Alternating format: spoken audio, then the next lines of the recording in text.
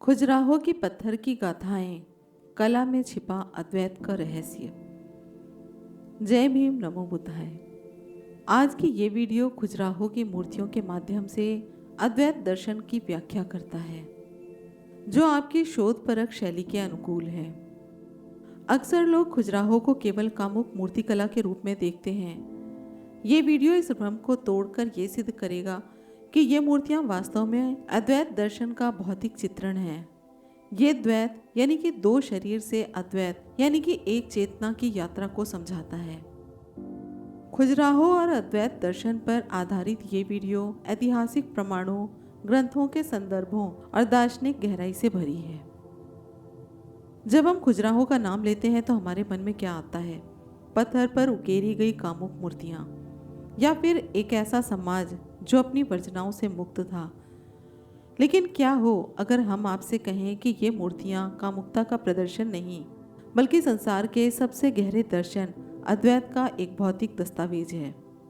आज के इस विशेष शोध में हम खजुराहो की उन दीवारों के पीछे उस सत्य को खोजेंगे। 9वीं से 11वीं शताब्दी का भारत ये वो समय था जब तांत्रिक मत, वज्रयान और अद्वैत वेदांत अपने चरम पर थे। चंदेल राजाओं ने इन मंदिरों को क्यों बनवाया? क्या ये केवल कला का शौक था या कोई दार्शनिक मिशन? अद्वैत का अर्थ है दो नहीं एक, आत्मा और परमात्मा का मिलन है। मध्य प्रदेश के छतरपुर जिले की तपती धूप में खड़ी ये दीवारें ये कोई साधारण पत्थर नहीं है। ये है खजुराहो के मंदिर। सदियों से जब भी दुनिया की नज़र इन दीवारों पर पड़ी तो विवाद शुरू हो गए। किसी ने इन्हें कामुकता का चरम कहा तो किसी ने इन्हें वर्जनाओं से मुक्त समाज की निशानी माना। लेकिन क्या हजारों साल पहले के वे महान चंदेल राजा और वे शिल्पकार सिर्फ शारीरिक सुख को पत्थरों पर उकेरने के लिए इतनी मेहनत कर रहे थे? क्या ये हजारों मूर्तियां सिर्फ आंखों को रिझाने के लिए थी? नहीं। आज अनमोल इतिहास की इस विशेष यात्रा में हम इन पत्थरों की उस भाषा को समझेंगे जिसे आज तक अनसुना किया गया। आज हम बात करेंगे उस अद्वैत दर्शन की। अद्वैत यानी दो नहीं बल्कि एक। हम जानेंगे कि कैसे ये मूर्तियाँ, जिन्हें दुनिया अक्सर गलत समझती है, वास्तव में आत्मा का परमात्मा में विलीन होने का एक वैज्ञानिक और दार्शनिक रोड मैप है।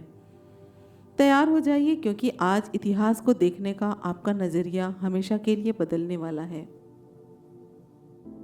बात है 9वीं से 11वीं शताब्दी की। भारत का वो स्वर्ण युग जब ज्ञान केवल किताबों तक सीमित नहीं था, बल्कि उसे पत्थरों पर जीवंत किया जाता था। चंदेल वंश के राजाओं ने, जो खुद को चंद्रवंशी कहते थे, इन मंदिरों का निर्माण करवाया। लेकिन यहाँ एक बड़ा सवाल खड़ा होता है, उस समय का भारत कैसा था? ये वो समय था जब भारत में तांत्रिक मत, कश्मीर में शैव दर्शन और आदि शंकराचार्य का अद्वैत वेदांत, ये तीनों धाराएं एक साथ बह रही थी। खजुराहो के मंदिरों की बनावट को गौर से देखें। ये मंदिर पंचायतन शैली में बने हैं, जहां मुख्य मंदिर के चारों ओर 4 सहायक मंदिर होते हैं। ये ढांचा हमें ये सिखाता है कि सत्य के केंद्र तक पहुंचने के लिए हमें कई मार्गों से होकर गुजरना पड़ता है। चंदेल राजाओं के गुरु और उस समय के दार्शनिकों ने इन दीवारों को एक यूनिवर्सिटी की तरह इस्तेमाल किया। उन्होंने यहाँ पर उस प्रबोध चंद्रोदय के सिद्धांतों को उकेरा, जो ये बताता है कि कैसे मनुष्य मोह माया के चक्र को पार करके उस परम प्रकाश को पा सकता है जिसे बुद्ध ने निर्वाण कहा। अब आते हैं उस रहस्य पर, जिसे समझने के लिए आपको अपनी सोच की परतें खोलनी होंगी। अद्वैत दर्शन कहता है केवल वही एक चेतना सत्य है, बाकी सब जो हमें दिखाई दे रहा है वो एक खेल है, माया है। तो फिर इन मंदिरों की बाहरी दीवारों पर इतनी भीड़, इतने युद्ध, इतने नृत्य और इतनी कामुकता क्यों दिखाई गई है? जब हम द्वैत में जी रहे हैं, यानी कि जब मैं खुद को अपने आप से अलग समझूं, तब तक मैं दुख में हूं। खजुराहो की वो मूर्तियां जिन्हें मिथुन कहा जाता है, जहां दो शरीर एक दूसरे में पूरी तरह समाहित दिखाई देते हैं, वे शरीर का सुख नहीं दिखा रही हैं।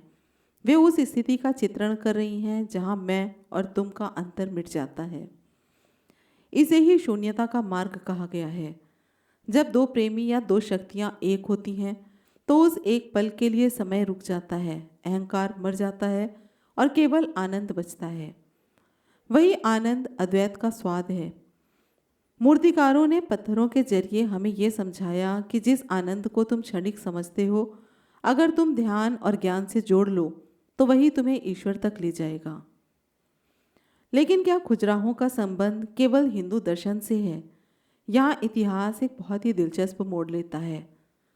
अगर आप गौर से देखें तो इन मंदिरों की दीवारों पर जो याम युम या फिर आलिंगनबद्ध मुद्राएं दिख रही हैं, उनका सीधा संबंध बौद्ध धर्म की वज्रयान शाखा से भी जुड़ता है।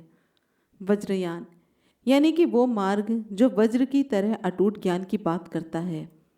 यहाँ बुद्ध को प्रज्ञा यानी कि ज्ञान और उनकी शक्ति को करुणा यानी कि दया का प्रतीक माना गया है। जब प्रज्ञा और करुणा का मिलन होता है तभी बुद्धत्व का जन्म होता है। खुजराहो की ये दीवारें इसी मिलन को पत्थर पर साकार करती हैं।